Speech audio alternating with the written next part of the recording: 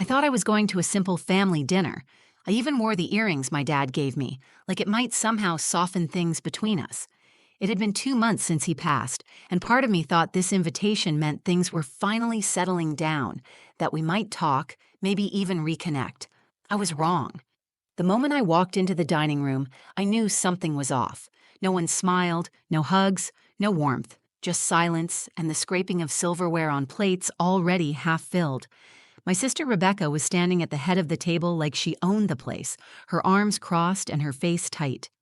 My 12-year-old son Logan squeezed my hand. I could feel the way his fingers tightened when he sensed something wasn't right. I gave him a small smile, trying to hide how uneasy I suddenly felt. Rebecca didn't wait.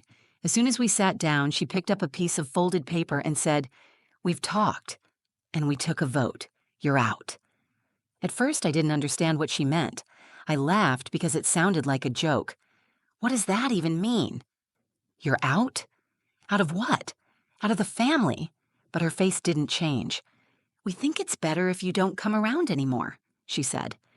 My stomach dropped. No one else spoke. My mother kept her eyes on her plate. Uncle Milo looked like he wanted to disappear. I looked around the table, searching for some kind of explanation, something to tell me this wasn't real. Then I heard my own voice, low and shaking. "You voted me out of the family?" Rebecca nodded like this was some kind of boardroom meeting. "You made choices behind everyone's back.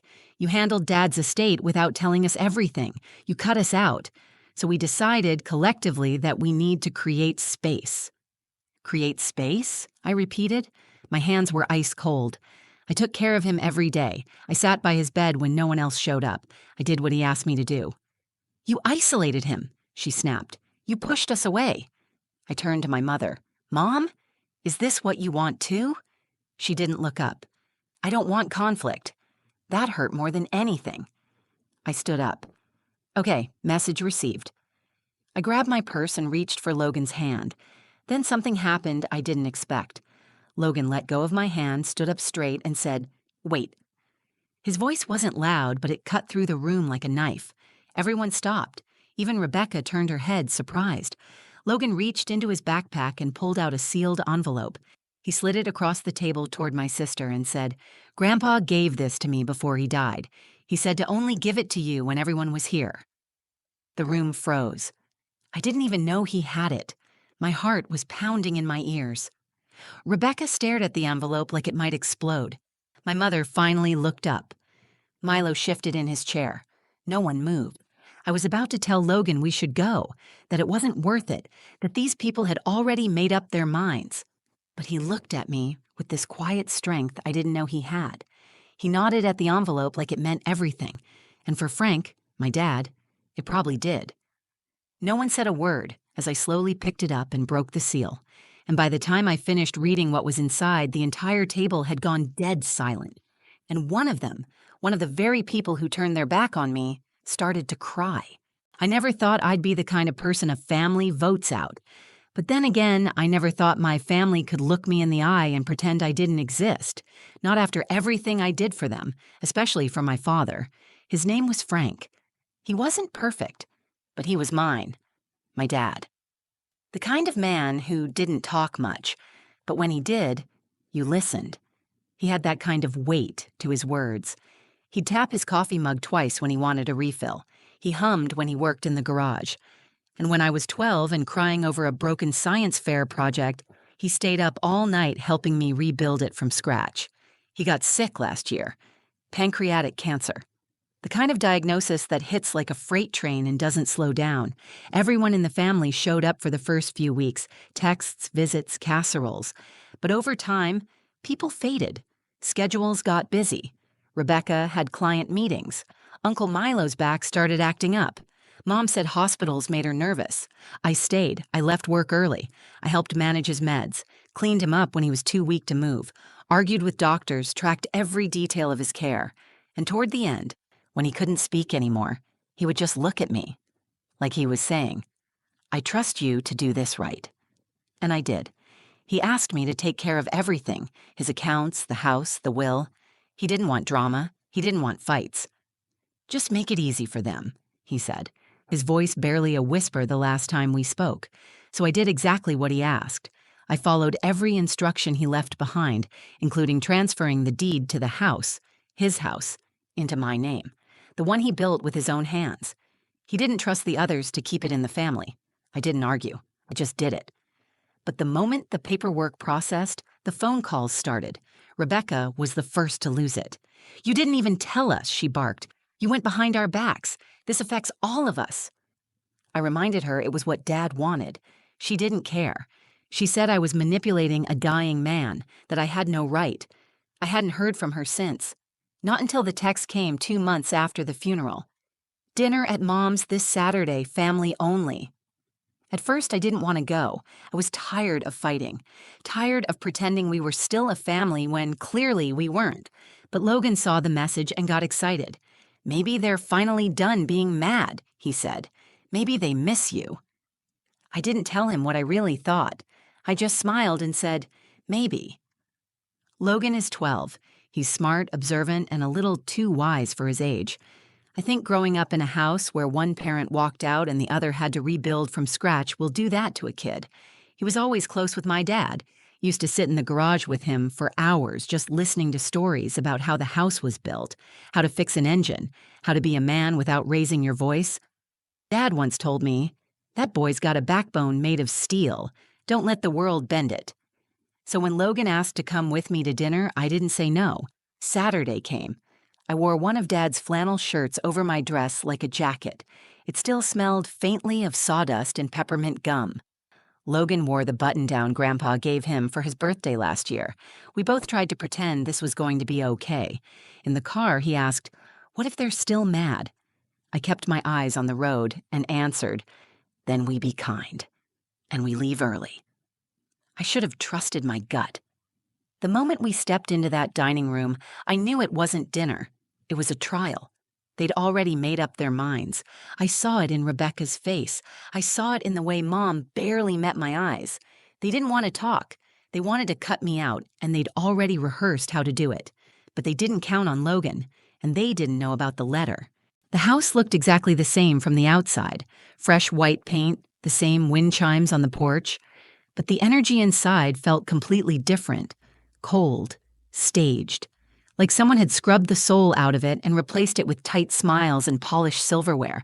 There wasn't a warm welcome. No hugs. No, "It's good to see you." Just my mother at the sink, drying the same glass over and over again.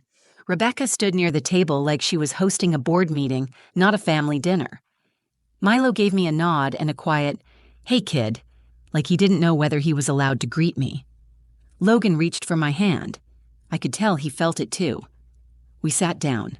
Plates were already laid out, filled with food. But no one had started eating. No one even asked if we were hungry. That's when I knew. This wasn't about dinner. This was something else. Rebecca didn't waste a second.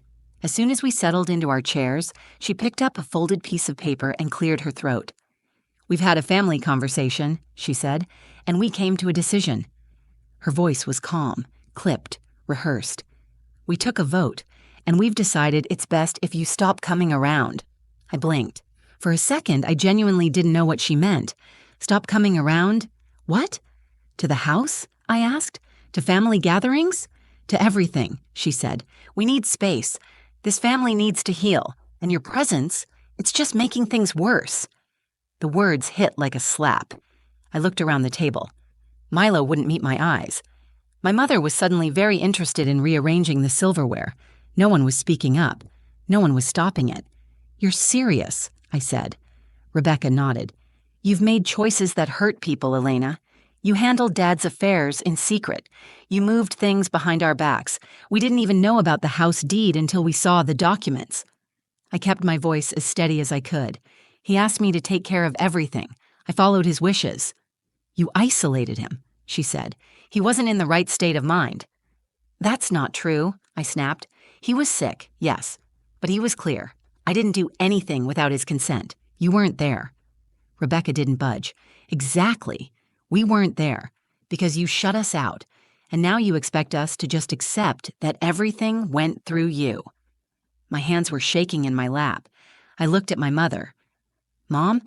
She didn't look at me. She whispered, I don't want conflict. Something inside me cracked a little at that. Then maybe you shouldn't be letting Rebecca speak for everyone.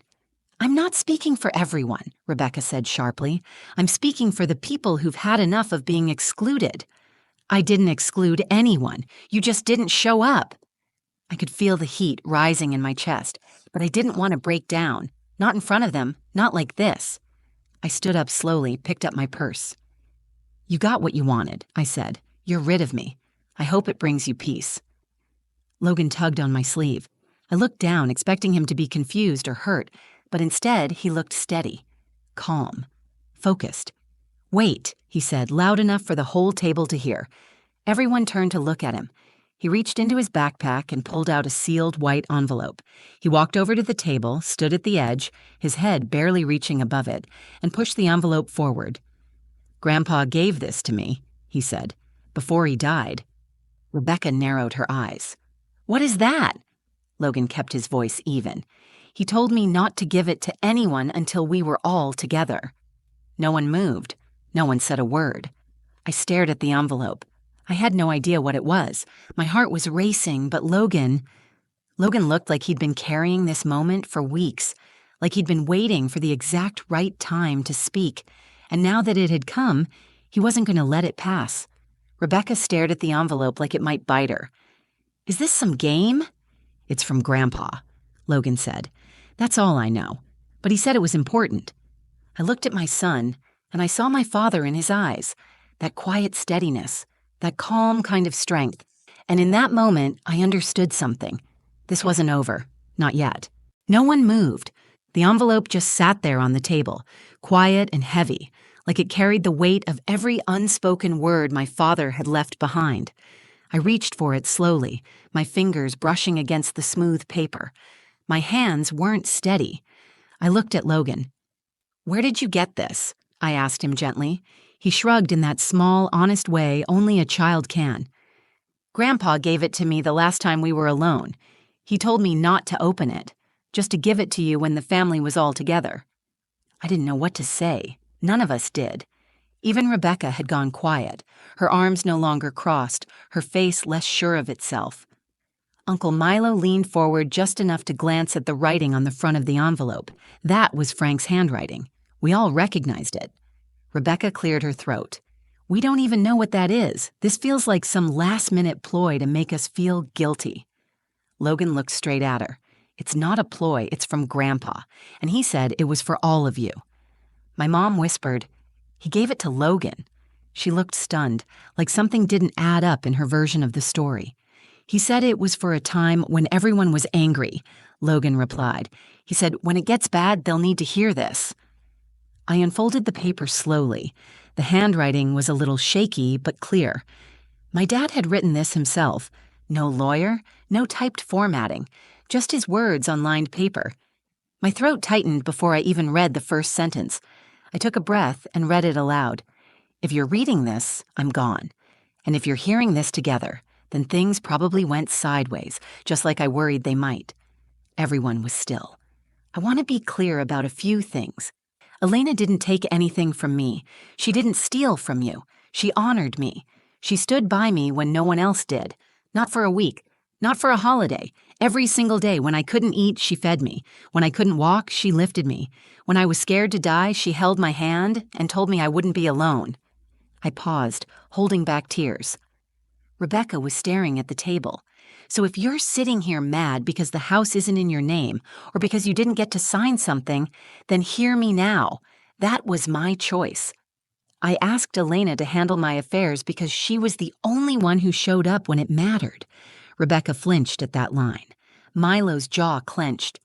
I know some of you think you had a right to be included, but rights come with responsibility, and showing up after everything's already been handled doesn't make you part of the process.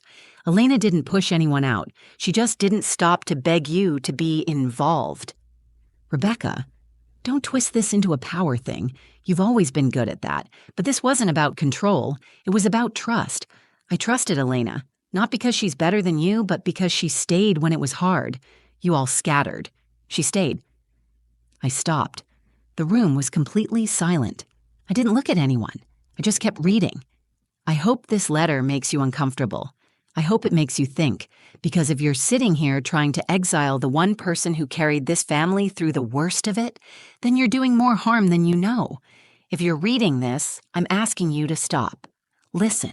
Remember who actually loved you enough to take the hard jobs. And if you still choose to shut her out, then you're not the family I hoped you'd be. That was the last line. I folded the letter, placed it on the table, and sat back in my chair. I could hear Logan's breathing next to me, calm and even. My own heartbeat felt like a drum in my ears. No one spoke. Rebecca's face had changed. She didn't look furious anymore. She looked like someone who'd been caught lying to themselves and didn't know how to fix it. My mom looked at me for the first time that night. Really looked. And Uncle Milo, he was wiping his eyes with his napkin. For the first time since I walked into that room, the power shifted. Not because I yelled, not because I begged to be understood, because a dying man told the truth that no one else would say, and my 12-year-old son was brave enough to deliver it. The letter sat in the center of the table like a bomb that had already gone off. No smoke, no sound, just the shattered pieces of every lie they'd told themselves, now scattered around the room. No one moved. Rebecca, who had always been the loudest voice in the family, was staring at the folded paper like she didn't recognize it, like she wished it would disappear. Her hands were clenched in her lap, her lips pressed into a thin, pale line. But she wasn't arguing anymore. She wasn't speaking at all. My mother was the first to break the silence. She reached out slowly like she was touching something fragile, and brushed her fingertips against the corner of the envelope. Her voice was barely audible. "He really wrote that for you?" I nodded. Logan kept it safe. Dad gave it to him during their last afternoon together. Her shoulders fell as if something inside her had caved in. "He never told me." "Because he knew you'd try to stop me," I said gently, "or let Rebecca do it." Uncle Milo cleared his throat. It sounds like Frank. He didn't waste words, and he always meant them." I watched him swallow hard and rub the back of his neck. For all his years of trying to stay out of the fire, even Milo couldn't pretend anymore. The truth had burned its way through. Logan sat perfectly still next to me, hands in his lap, eyes watching the adults as if he were studying them. His face was calm, but there was something fierce behind it. He'd grown a little older in the span of 10 minutes, and I could feel it. This was a moment he'd remember for the rest of his life. Rebecca finally looked up. Her eyes were glassy now, not angry, just lost. "You didn't think we'd show up," she said to me quietly. "I knew you wouldn't," I replied. "That's why he asked me to handle everything. He didn't want to leave it in hands that would disappear when things got hard." She nodded slowly. "You think I'm selfish." "I think you were scared," I said. "Scared of seeing him like that. Scared of not being in control." There was a beat of silence. Then, to my surprise, Rebecca's voice broke as she whispered, "I couldn't handle it. Watching him fade like that, it made me feel like a failure." Her tears came fast. 1 minute she was holding everything together. The next, her shoulders were shaking, her face in her hands. It wasn't loud or dramatic.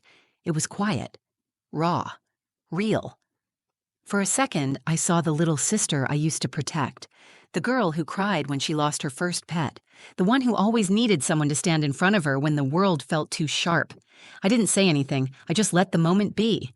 My mom looked over at her and then at me. She reached across the table, resting her hand gently on mine.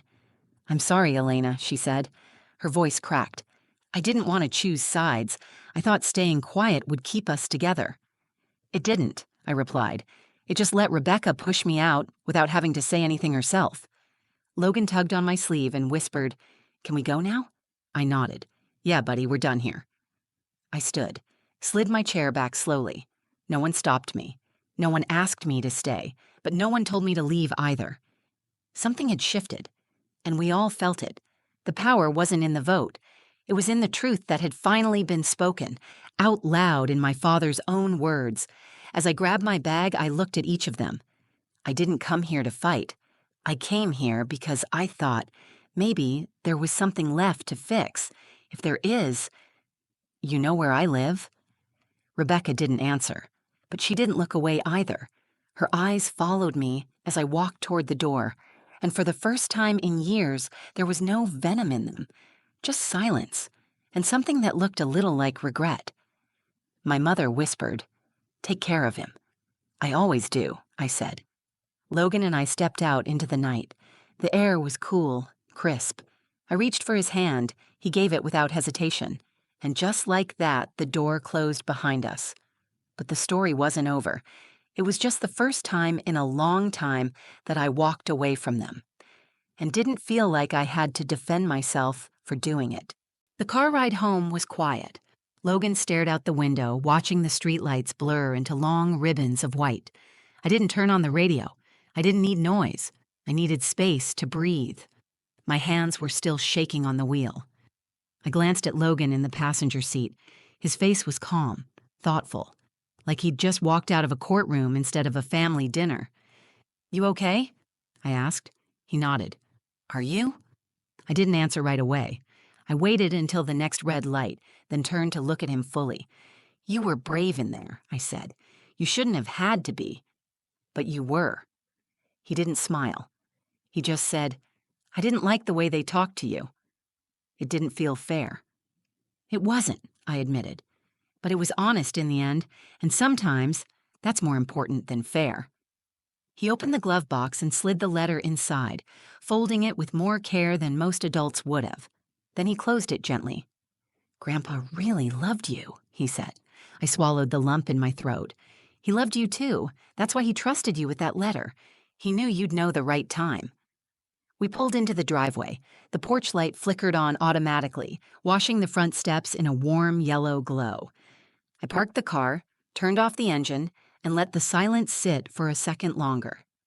"You know," I said softly, "sometimes people think families are supposed to be automatic, that they're just there, like a right you're born with."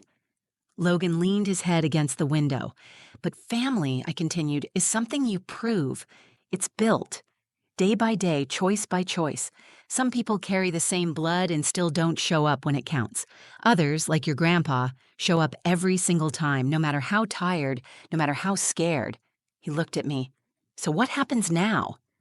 "I don't know," I said honestly. "They'll talk, maybe to each other, maybe to themselves. They'll probably remember that letter for a long time, but I'm not going to chase them. That's done." "Good," he said, "because I like it better when it's just us anyway." That made me laugh, the first real laugh I'd had in weeks.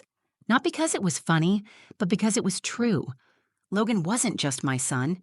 He was my anchor, my mirror, my reminder that love could still be strong even when everything around us felt broken. Inside, I made us tea, chamomile for him, lemon ginger for me. We curled up on the couch, the two of us under a throw blanket my dad used to nap under during Sunday football.